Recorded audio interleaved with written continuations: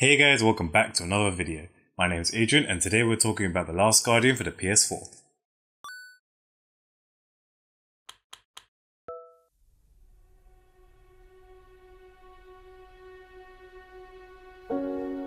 As much as I love a good game, I also love a good story. Games like the Uncharted series, the Telltale games, and The Last of Us all rose to fame because of their engaging storylines and relatable characters. This dialogue between characters and the scripts that these writers have created makes for a more enjoyable experience. But it's not always about dialogue. Sometimes you can create an enjoyable and almost unique experience without a single word being said. And that's what I think The Last Guardian is about. Now, I'm not really into these type of games, but when I heard that it was the spiritual successor to Shadows of the Colossus, one of the best games ever made, and that's not an opinion, that's a fact, I thought, why not? I pretty much like all types of games anyway, so who knows, I might actually end up liking it in the end. So let's get straight into it. Here's how I got on with The Last Guardian.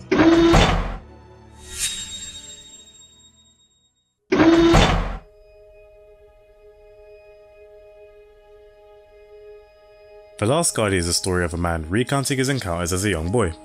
He wakes up in a ruined castle where he discovers a strange creature, who he later names Trico, chained down and unable to escape. Unclear as to what to do or where he is, the boy decides to free Trico and his man and creature duo go on an adventure into the unknown. For the first few minutes, I wasn't really sure how much I'd like this game. It was quiet. Like really quiet. It felt very slow and time consuming, and there wasn't really a lot happening. You're kind of just walking around trying to figure out where to go next, which isn't too much fun. I wasn't really feeling this kind of game and I was looking to just drop it. But I've always said I like all types of games, so I had to give it a chance. I have to appreciate this game for what it is and go in with a blank slate. And once I'd done that, I really started to love this game. This game isn't like other games. It's got its own charm that is so hard to achieve in a game with no defined storyline and fairly mute characters. It's really up to the player to kind of make up their own story and really go on from there. This is a strange but interesting angle to take on it, and in many ways it's similar to Shadows of the Colossus. No two players will think the same, and no two players will have the same experience, opening the story up to the interpretation of who's holding the pad. This makes the game feel so unique to whoever's playing, which is pretty cool, and not many games can boast being able to do that. It sounds like my opinion towards this game is completely reversed, but I think that shows either how wrong I was to begin with, or how amazing this game is to convince me.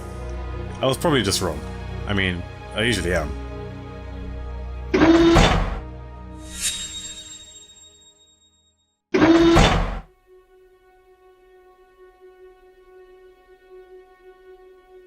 This feels like a common theme for this video, but the gameplay is very different. There's your common running, jumping, and all that jazz, but this game is more about problem solving and using what resources you've got to get to the next level. The gameplay mainly involves two key things: interaction with the environment and interaction with Trico.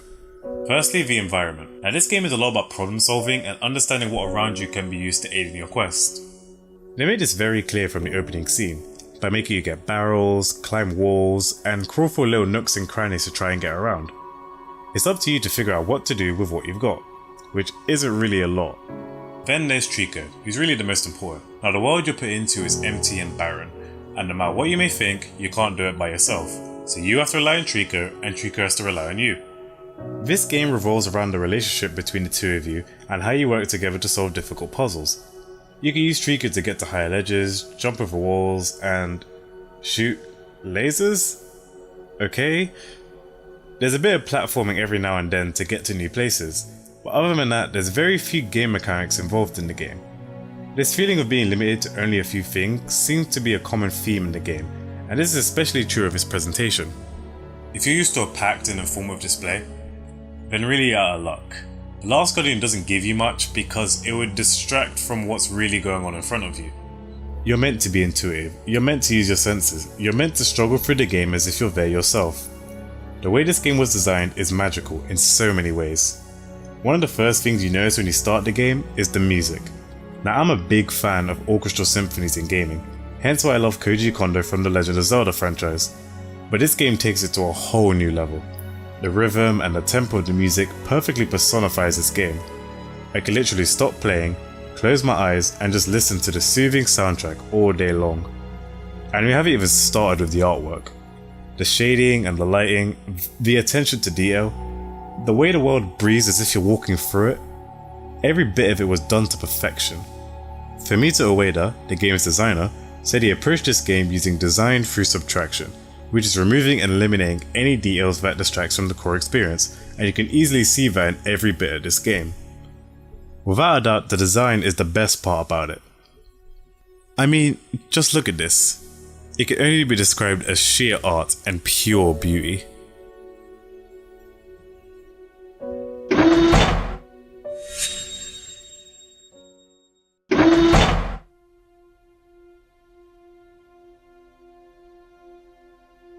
I've rambled on and off about what's good about the game. So let's talk about what's bad about the game. The main issue is the really glaring technical issues that it has.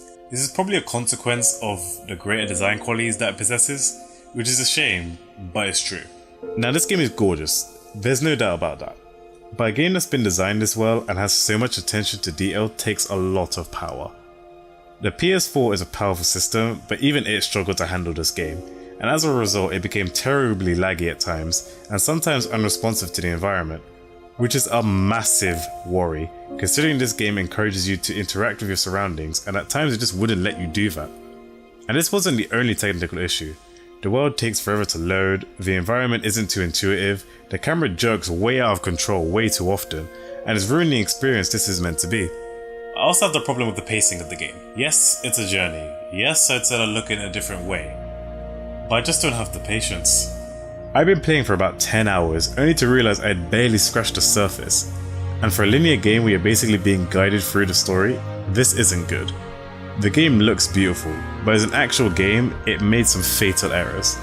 I get what they were trying to do, but it feels like they neglected some of the more important parts of what a game should be. And that's really, really poor from them.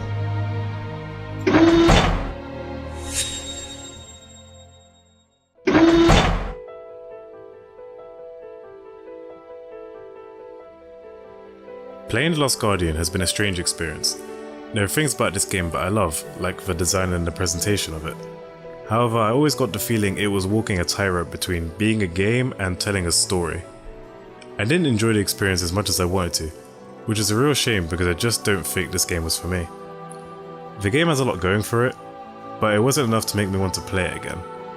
I just feel like this game will be appreciated a lot more in the future. But right here and now, it feels too soon. That's it for today's video. If you liked it, then give it a thumbs up. Leave a comment below and tell me what you guys thought about the game. Whether you liked it, whether you didn't like it, or if there's any other games that you want me to talk about. As always, if you're new, then hit that subscribe button and check out some of my other videos as well. I think you might like a couple of them. Thanks for watching, and I'll see you next time.